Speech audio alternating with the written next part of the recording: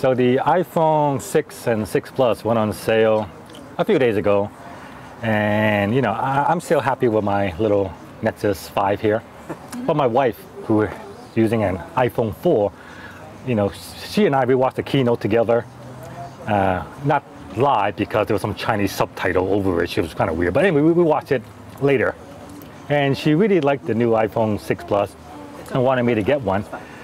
And it goes on sale on September 19th. But see, we're going to the Bahamas on September 18th. So I figure if I order it, we'll be in the Bahamas, it'll be delivered, it won't show up. I mean, it will show up, but then it'll be just left on the door and someone's gonna steal it. So I figure I'll order it the next day after, you know, all the things over. So it goes on pre-order a couple of days ago. And I figured I don't have to order it at midnight. I can order it in the morning, right? So I did. I woke up in the morning, so 11 hours has gone by. I said, I'm gonna order it now.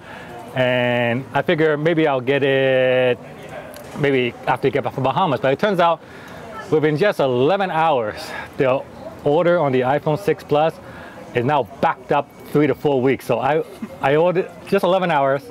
I ordered the iPhone 6 Plus, 128 gig, T-Mobile, no contract, $975, which is bloody expensive for a phone, really. I mean, I suppose you buy it on contract, but no, I don't use contract. So I don't expect this phone to come until, according to Apple, October 13th to the 20th. And then I found out one of my friends ordered it 20 minutes after midnight when the order starts. He was already backed up to October 7th. So I don't know, Apple must have sold out this phone within the first 10-15 minutes. So now as an Apple shareholder, I'm very, very happy about this because you know, it's going through the roof. But whether or not I will replace this Nexus, I guess when my wife gets her iPhone and I get to play around with a little bit, I'll decide if I want one myself, or maybe I'll get the smaller 4.7-inch one. But I do like the 5. Well, we'll see. But I don't know. It's a kind of anyone else here ordered an iPhone? No, no one ordered an iPhone. See, what's the biggest difference? The biggest difference? Well, it's bigger. It's bigger. Yeah. It's bigger. The phone is bigger. And so anyway, the thing that caught my wife, who liked the phone, she liked the bigger screen too. But what really caught her was the Apple Pay.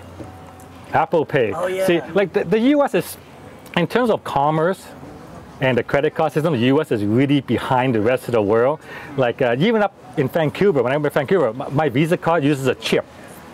And all over the world, the credit card uses a chip and PIN, which is a lot more secure than a swipe and sign and a credit code in the back. But you know, maybe the U.S. merchants are just kind of like, they're too lazy, they're too cheap to upgrade. But this year, the banks are actually forcing all the merchants to upgrade to the chip card. So this year, and those terminals where you insert the chip in, they are also NFC, which this thing does. But for now in the US, it's actually useless because no terminals have this. Very few terminals, very few US merchants actually have this. But this year or next year, this can be changed. So Apple's timing is pretty impeccable in terms of finally getting NFC. Of course, all the Android fanboys say, oh yeah, you're finally getting NFC. We had this for like 2+ years. They go, so what? It was useless. It was useless. But Apple's timing is pretty impeccable at that. So, you know, and since these terminals with NFC and the chip card, Apple Pay, the timing is amazing. And as an Apple shareholder, I'm very happy about that too, because Apple apparently gets 0.15% of every transaction that you use Apple Pay. And judging for the number of iPhone, there is 0.15% of every transaction. So you buy $1,000, they're gonna get $1.50. Something like that, right? But it's like Office space. Yeah, considering how many transactions Apple will be processing in a year, this is gonna be another $1 billion business for them, right? So yeah. As for the Apple Watch, well, my wife wanted a Go iPhone. Yeah, I ordered. So she wanted a Go iPhone, and so I could tell that she'll probably want a Go watch as well. And I read that the watch, even though it starts at $349 for the aluminum one, they said the gold one will probably cost $1,200. And actually, I thought that was pretty. I was expecting like $2,000. It depends on the case. If the case is solid gold, I'm expecting probably more than $2,000. If it's gold plated, it might be $1,200. But we will see. It's kind of neat. But yeah, but gold watch, I'll probably get a stainless steel one if I do get a watch. I'm not so sure about gold. You know, it's kind of, maybe it was white gold. It might be okay, yeah. So, yeah, did you get an iPhone? Let me know. Hey guys, Oscar here from the .com Lifestyle Meetup, and I wanted to announce to you guys a cool giveaway I'm starting on my new blog. Go to papidaddy.com, P-A-P-I, daddy.com, and you'll have a chance to win $100. Now that ends September 26th, but after that I have 5 more giveaways planned, and this will increase in price and stuff I'm going to give away. So we start with $100, and after that we're going to have another $100 and several licenses of software, and then more and more and more. The grand prize on the 6th giveaway is about $2,000 worth of prizes and cash. So go to papidaddy.com and enter the giveaway. You can enter every single day. So I hope to see you there. Give me say hello, and see you on the other side. So recently I was reading an article on HuffPo about, you know, these people going on strike because they want a $15 minimum wage, and then I was just reading the comments of the reader, and that the HuffPo readers, they're very, very liberal. Actually, all right, they're communists, all right? Let's face it. Let's call it spade, but they're a bunch of communists, a bunch of commie bastards, really. But $15 minimum wage. I mean, first of all, I think people should get paid on the value they deliver. And let's just face it, flipping a burger, I don't think delivers $15 of value. But if you were at a fine dining restaurant, you know, I had burgers for $100 before. You know, the nice burger prepared by an executive chef, and I guarantee you, he gets paid more than $15 an hour. But I don't expect someone at McDonald's to be making that kind of money. You have it now, especially when you go from minimum wage, they want to double minimum wage. But anyway, somebody in HuffPo, I'm sure a few of them, made the comment that says he used Henry Ford as an example. See, he was talking about the declining middle class, and how Henry Ford understood this, because Henry Ford created mass production. He realized in order to sell a lot of his cars, he needed his employees to afford to be able to buy the cars.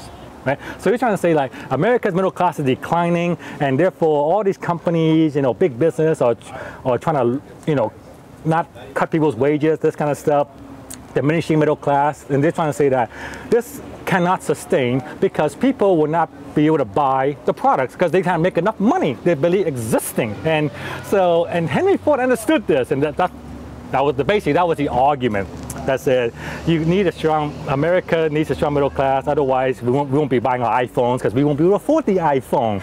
So therefore Apple is just defeating itself by offshoring all their workers, etc., etc., etc. And I gotta tell you, Henry Ford had a point, but what the HuffPo reader failed to understand is that when Henry Ford was around, he wasn't in a world economy. See, he was just in a U.S. economy. Now, and in a world economy, while one middle class is going down, another middle class is opening up, right? So, for example, did you know, like, when Apple first launched the iPhone, the very first iPhone, it was only launched in the United States. And it was only in the United States for over a month before it finally went to Canada. Right? Apple launched the iPhone 6, 8 countries right off the bat. By the end of this year, it'll be in 115 countries. Right? Did you know that the biggest Bentley dealership in the world, you know where it is? It's not in the US. It's in Beijing, China.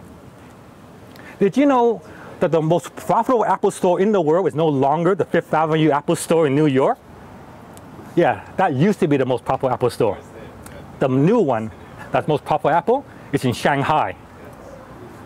China has a middle class that's going to be bigger than the population of the United States. Right? So you could say that no one's going to buy the stuff. Well, guess what? Other markets are opening up. Right? So their arguments doesn't equate.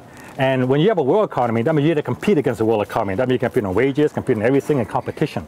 Right? Now, I'm sure this doesn't help. I'm not offering a solution. I'm not going to offer a solution because I don't know the solution to this, right? But I can offer a solution for you, right? The readers, right? And my solution is very simple. See, it's really simple. I mean, you just look at it. You have a choice. You know, you could be join the middle class. You could join the poor class. You could join the rich class. My solution is simple. Just join the rich. Right? You had a 99% and a 1%. Be part of 1%. That's my solution. Easy. I mean, yeah, that's basically it. And you would say, oh yeah, easier said than done. Well, I didn't say it's going to be easy, right? But it can be done. Right? If you want how it to be done, well, you know, the fact that you're here reading my blog means shows you want it done, right? So, you know, if you want a good laugh and see what how the 99% thinks, go read her poll. Yeah, go read her poll. And then don't do the opposite of what they do. That's how you become part of 1%. Okay, there you go. Best advice I ever gave. Wise words by John Chow. Yeah.